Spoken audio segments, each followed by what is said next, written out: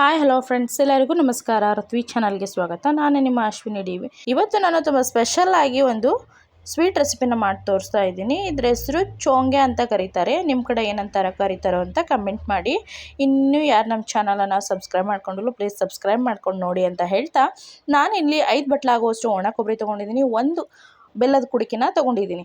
Video ಮಾಡುವಾಗ ಸ್ವಲ್ಪ torch of ಆಗಿದೆ. ನಾನಿಲ್ಲಿ ಬೆಲ್ಲದ ಕುಡಿಕೆ ಮತ್ತು ಒಣ ಕೊಬ್ಬರಿನ ಚೆನ್ನಾಗಿ ಈ ರೀತಿಯಾಗಿ ನುಣ್ಣಗೆ ತುರಿದಿಟ್ಕೊಳ್ತಾ ಇದ್ದೀನಿ. ಸಣ್ಣದಾಗಿ ಈ ಥರ ತುರಿದಿಟ್ಕೊಂಡು ನಾವು ಬೆಲ್ಲ ಮತ್ತು ಒಣ ಕೊಬ್ಬರಿನ ಚೆನ್ನಾಗಿ ಈ ರೀತಿಯಾಗಿ ಮಿಕ್ಸ್ ಮಾಡಿ ಇಟ್ಕೊಳ್ಬೇಕಾಗುತ್ತೆ. ಇವಾಗ ನಮಗೆ ಇದು ಒಳ್ಳೆ ಹೂರ್ಣ ಟೈಪು ನಮಗೆ ಚೆನ್ನಾಗಿ ಒಂದು ಸ್ವಲ್ಪ ಕೈಯಿಂದನೇ ಸ್ಮ್ಯಾಶ್ ಮಾಡಿ ಇಟ್ಕೊಳ್ಬೇಕು. ನಂತರ ನಾನಿಲ್ಲಿ 2 ಬಟ್ಲಾಗುವಷ್ಟು ಮೈದಾ ಹಿಟ್ಟನ್ನು ನಾವು ಹೋಳಿಗೆ ಮಾಡೋಕ್ಕೆಲ್ಲ ಕಲಸಿಡ್ತೀವಲ್ಲ, ಅದೇ ಹದವಾಗಿ ನಾವು ಮೈದಾ ಹಿಟ್ಟಾಯಿತು ಅಥವಾ ಗೋಧಿ ಹಿಟ್ಟಲ್ಲೂ ಮಾಡ್ಕೊಳ್ಬೋದು.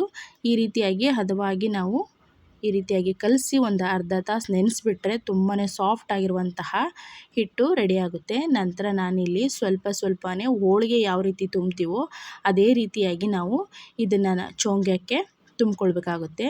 ಈ ರೀತಿಯಾಗಿ ಹೋಳಿಗೆ ಆಕಾರವಾಗಿ ನಾವು ಈ ರೀತಿಯಾಗಿ ಫಿಲ್ಲಿಂಗ್ ಮಾಡಿಕೊಳ್ಬೇಕು.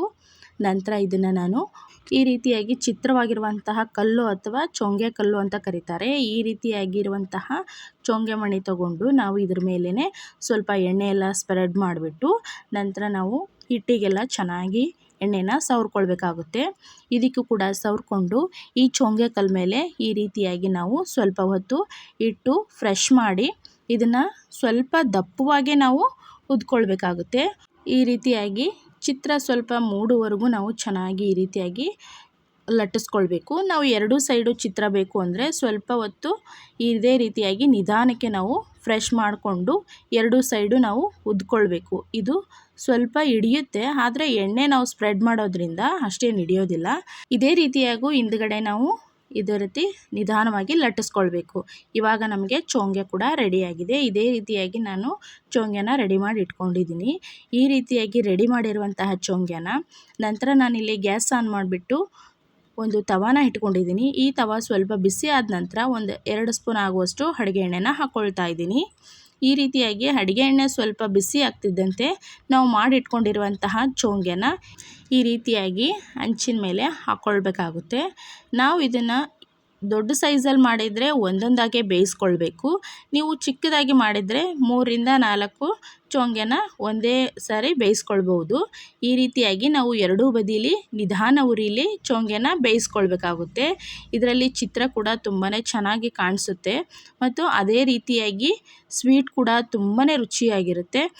ಇದೇ ರೀತಿಯಾಗಿ ನಾವು ಕೂಡ ಎಲ್ಲ ಚೋಂಗ್ಯಗಳನ್ನು ಮಾಡಿಕೊಂಡು ನಿಧಾನ ಉರಿಲಿ ಈ ರೀತಿಯಾಗಿ ಬೇಯಿಸ್ಕೊಂಡ್ರೆ ನಮಗೆ ಚೋಂಗ್ಯ ಕೂಡ ರೆಡಿಯಾಗುತ್ತೆ. ನಾನು ಇದನ್ನು ಮೊಹರಂ ಹಬ್ಬಕ್ಕೆ ಮಾಡಿರೋದು.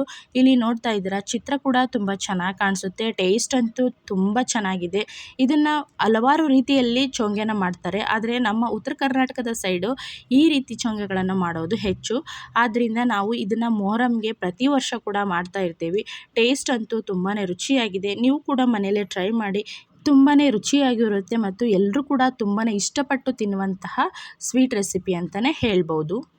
ಯಾವಾಗಲೂ ಯೋಚಿಸಿ ಮಾತನಾಡುವುದನ್ನು ಕಲಿಯಬೇಕು. ಏಕೆಂದರೆ ನಾವಾಡಿದ ಮಾತನ್ನು ನಾವು ಮರೆತರೂ ಕೇಳಿಸಿಕೊಂಡವರು ಯಾವತ್ತೂ ಮರೆಯುವುದಿಲ್ಲ ಅಂತ ಹೇಳ್ತಾ, ಇನ್ನೂ ಯಾರು ನಮ್ಮ ಚಾನಲನ್ನು ಸಬ್ಸ್ಕ್ರೈಬ್ ಮಾಡ್ಕೊಂಡಿಲ್ಲೋ ಪ್ಲೀಸ್ ಸಬ್ಸ್ಕ್ರೈಬ್ ಮಾಡ್ಕೊಳ್ಳಿ. ಪಕ್ಕದಲ್ಲಿರುವಂಥ ಬೆಲ್ ಐಕನ್ಗೆ ಕ್ಲಿಕ್ ಮಾಡಿ, ಲೈಕ್ ಮಾಡಿ, ಶೇರ್ ಮಾಡಿ, ಕಮೆಂಟ್ ಮಾಡಿ, ಹೀಗೆ ಸಪೋರ್ಟ್ ಮಾಡ್ತಾ ಇರಿ ಅಂತ ಹೇಳ್ತಾ, ರುಚಿಕರವಾಗಿರುವಂತಹ ಮತ್ತು ಕರ್ನಾಟಕ ಶೈಲಿಯ ಚೋಂಗ್ಯ ರೆಸಿಪಿನ ನಾನು ನಿಮ್ಮೊಂದಿಗೆ ಶೇರ್ ಮಾಡ್ಕೊಂಡಿದ್ದೀನಿ. ಪ್ಲೀಸ್ ಸಬ್ಸ್ಕ್ರೈಬ್ ಮಾಡಿ, ಸಪೋರ್ಟ್ ಮಾಡಿ. ಮತ್ತಷ್ಟು ಹೊಸ ರೆಸಿಪಿ ವಿಡಿಯೋಗಳೊಂದಿಗೆ ಮತ್ತೆ ಸಿಗೋಣ. ಅಲ್ಲಿವರೆಗೂ ಧನ್ಯವಾದಗಳು.